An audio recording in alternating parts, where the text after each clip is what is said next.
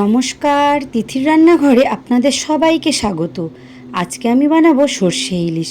তো চলুন দেখে নেওয়া যাক আজকের রেসিপি। আজকে আমি মাছ কাটাটাও আপনাদের সাথে শেয়ার করব। বাড়িতে যত ছোট বড় ইলিশ মাছ আসুক না কেন, মাছ আমি কাটবই। কেন জানি না, ইলিশ মাছ কাটতে আমার বেশ ভালো লাগে।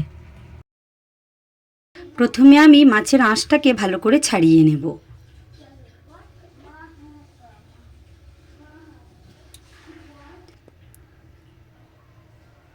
মাছটা আমি মাথাটা কেটে নিয়েছি। এবার মাছগুলো আমি কেটে নেব। আমি মাছগুলোকে রিং পিস করে কাটবো।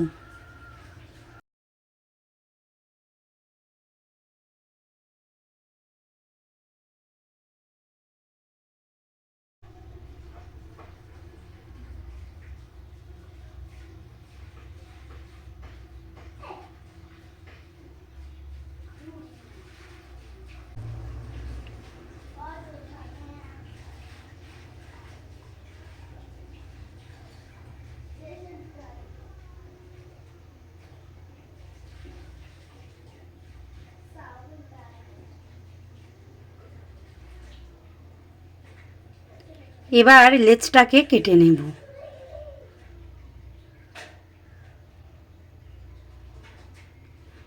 মাছগুলো আমার কাটা হয়ে গেছে। এবার মাথার ভিতর থেকে মাছের পেটের অংশ বার করে নিয়ে মাছের এটা ফেলে দিয়ে মাছের তেলগুলোকে আমি নিয়ে নেব।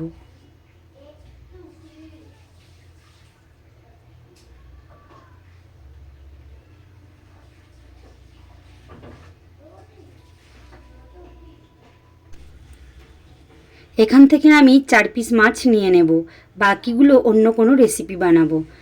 মাছের মধ্যে দিয়ে দেব লঙ্কা গুঁড়ো, হলুদ গুঁড়ো, দিয়ে দেব নুন। ইলিশ মাছে একটু কম নুনই লাগে। এবার দিয়ে দেবো একটু সর্ষের তেল, দিয়ে মাছটাকে ভালো করে মেখে নেব। এখানে আমি 1 চামচ মতো আদা কুচিয়ে নিয়েছি, আর দিয়ে দেব কালো আর সাদা সর্ষে মিলিয়ে 4 চামচ। নিয়ে নেব হাফ চামচ জিরে। এটাকে আমি ভালোভাবে পেস্ট বানিয়ে নেব। এবার গ্যাস অন করে কড়াই বসিয়ে সর্ষের তেল দিয়ে দেব। তেল ভালো করে গরম হয়ে গেছে, মাছগুলো আমি ভেজে নেব।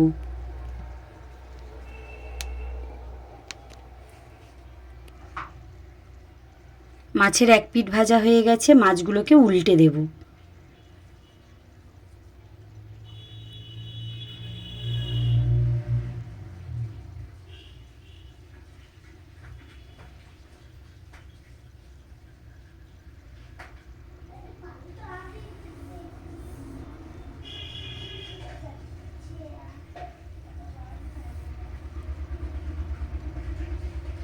মাছগুলো ভাজা হয়ে গেছে, মাছগুলোকে আমি তুলে নেব।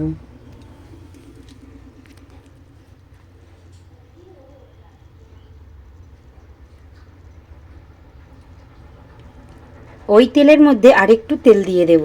এবার ওই তেলের মধ্যে 1 চামচ কালো জিরে হাতে ঘষে নিয়ে দিয়ে দেব।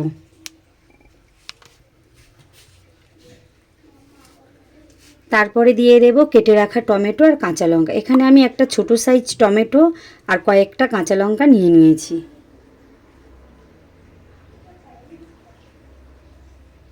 দিয়ে দেব পরিমাণ মতো নুন।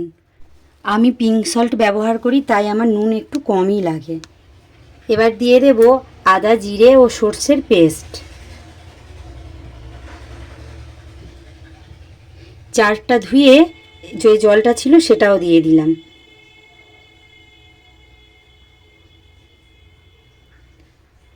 এবার দিয়ে দেব 1 চামচ হলুদ গুঁড়ো।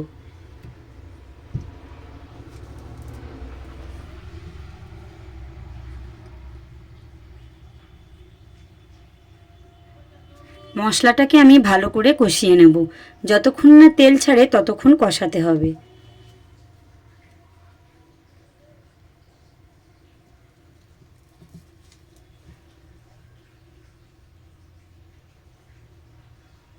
এবার আমি দিয়ে দেব জল।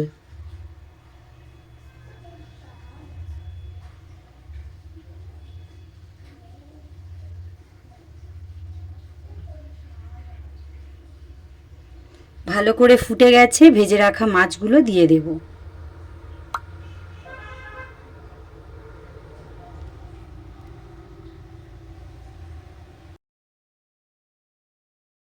ঢাকা দিয়ে আমি 8-10 মিনিট মতো ফুটিয়ে নিয়েছি। এখানে আমার সর্ষে ইলিশ রেডি হয়ে গেছে। এবার আমি মাছটাকে নামিয়ে নেব।